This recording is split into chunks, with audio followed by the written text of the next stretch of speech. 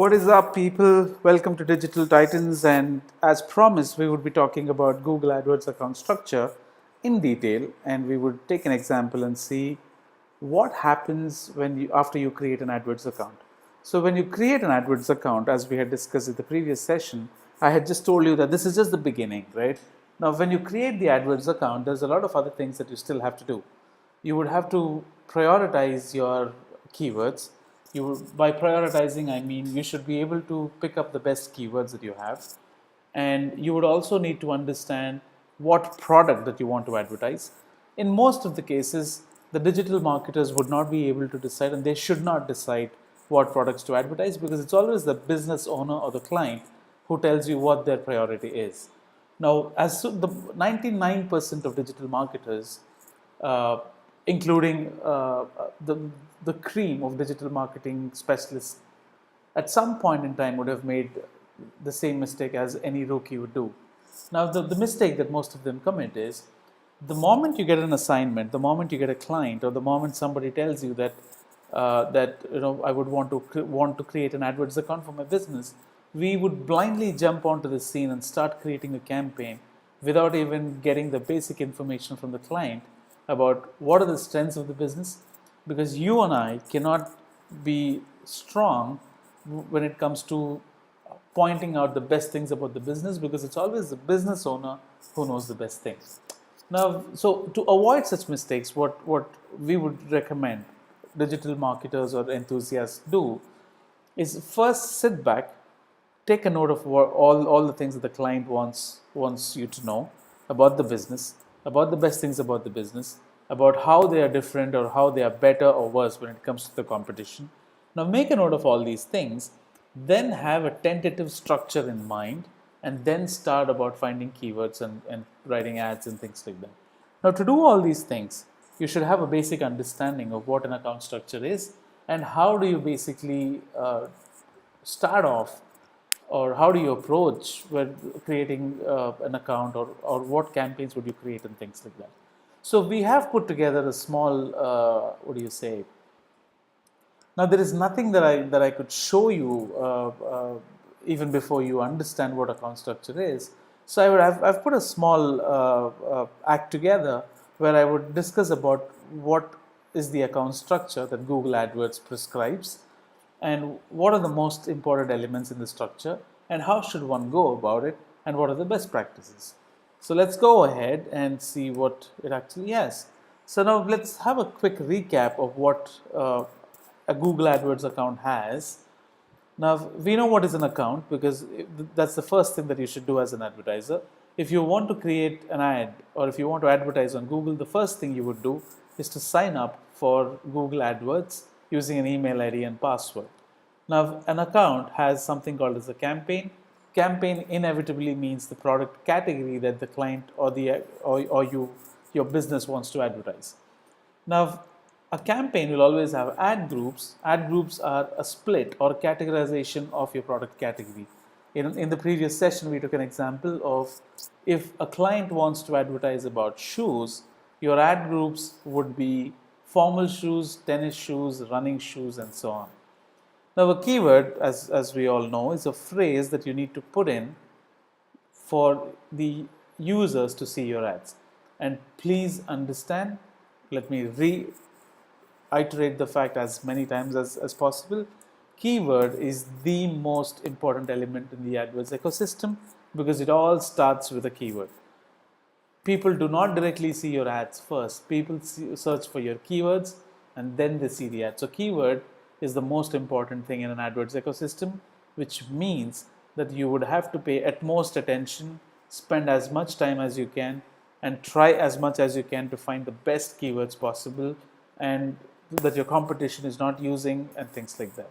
So we would talk about how to find keywords and what are the best practices to find keywords in another session. But as of now, we would want to understand the AdWords account structure better. An ad, as we said, it gets displayed when somebody searches for a keyword. An AdWords ad has a specific format, and let me tell you that what we're talking about now is the text ads, because there are a lot of other formats apart from text ads. So a text ad basically has two headlines, one description line, and two URLs, which is called as the display URL and the destination URL. Now, if you want to understand the structure, an account will have campaigns, a campaign will have an ad group will have keywords and ads. Let's go ahead. Now, this is exactly what I mean. So, if you create an AdWords account first, because if you want to advertise with Google, that's the first thing that you would have to do. An account will be split into campaigns. Campaigns will be split into ad groups, and each ad group will have something called as ads and keywords. Now, even if we discuss about this for years to come, we would still not have a clarity on what exactly I'm trying to explain or what I'm trying to highlight. So the best way to understand this would be to take an example and see how it works. So let's talk about an AdWords account structure in case of a company called Apple. So if Apple comes to you, it's everybody's dream to get Apple as a client. But let's say if Apple comes to you, the first thing that you would ask them, or the first piece of information that you would want to get from them, is what is the product category that they would want to advertise or focus upon. Now, if Apple tells you that they want to focus upon phones, and if they ask you to create a Google AdWords account or to show online ads on Google for phones, now you would basically create an account called Apple, and the campaign in this case would be phones, because phone is the product category, and the ad groups in this case would be iPhone 6s, iPhone 6s Plus, iPhone 7 and iPhone 7 Plus. Now, what do you see underneath that, the big rectangle that you see here? Now, these are the list of keywords that you would be including. Now, if you pay close attention, I have created 4 ad groups just as an example. This doesn't mean that I can only create 4. I could create hundreds of ad groups based upon the product. Now, if you look at the ad group called iPhone 6s, the keywords that I've included, if you pay close attention, you will realize that I am talking about all the keywords which are only talking about iPhone 6s. I am not including any other variation, and that is how it should be. When you create an ad group, you should make sure all the keywords in the ad group would talk about only that particular product and nothing else. And the ad that you would write here would also be for iPhone 6s and nothing else. Now, I have created another ad group called iPhone 6s Plus, which would include keywords which are talking only about iPhone 6s Plus. Same is the case with 7 and same is the case with 7 Plus. And the respective ads that you see here would only be talking about that particular product or variation, and they would not be talking about anything generic.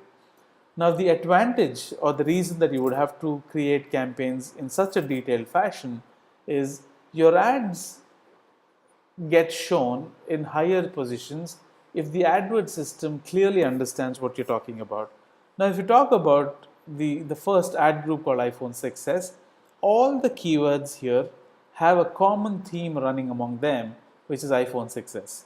Now, there is no keyword here which is talking about anything else apart from 6s. So, since AdWords system, as humans, we understand that iPhone 6s and iPhone 6s Plus are both iPhones.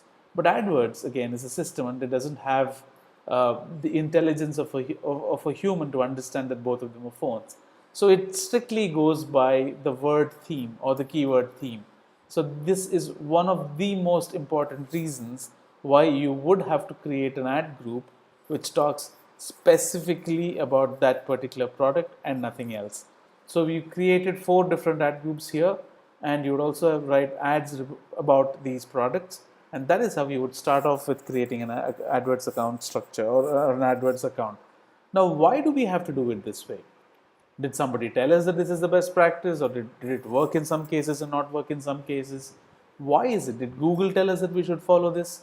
Now, as a result of the years of experience put together and the number of clients that we have seen and worked with, and what Google suggests the advertisers to do, these are the reasons that you should create an account structure as detailed as possible. The keywords in each ad group should talk about a common theme. You should not talk about multiple things in one ad group, because AdWords will not understand what you're trying to say and it would start ranking your ads lower. The second thing that you have to keep in mind is there is no limitation on the number of ad groups and keywords. Many a times what happens is digital marketers are so pressurized that they take a lot of pressure, and they act as if there's something sitting on their shoulders and almost pushing them onto the ground and saying not to create more ad groups. That is not the case. There is absolutely no limitation on the number of ad groups that you create, and please understand that do not get pressurized by situations or by the effort it would require to create those many ad groups. The more number of ad groups that you create in a meaningful way, the better it is for you in the long run for your account performance. Now, the overall goal of an account structure is to have a clear split of the products and their respective categories, and not to mix and match categories and keywords and put them together. Account structure is very important because it plays a vital role in determining the ad position. So the more clear your ad account structure is, the higher your ad would rank, right? And it proves very profitable the moment your ad shows in the top position. So I hope you were able to understand why you need such a detailed account structure. Now in this case, Apple becomes the campaign, Apple becomes the AdWords account, phones become the campaign. Now you have iPhone 6s, iPhone 6s Plus, iPhone 7 and iPhone 7 Plus.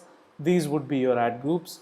Since there is a space constraint, I did not create more, but you could go ahead and create as many ad groups as you want. Now you have keywords that you have put in together, which are talking about one particular theme, and there is no mix and match of themes here. And you would write an ad for each ad group. You would write an ad. You would write at least one ad for these ad groups, and that's it. That's how your account is structured.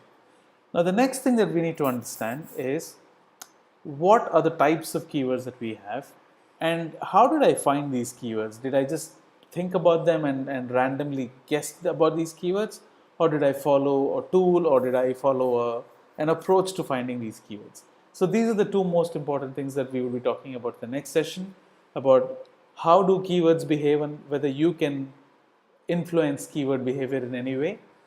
And we would also be looking at a specific tool called Keyword Planner that I could use to find more keywords for my AdWords account.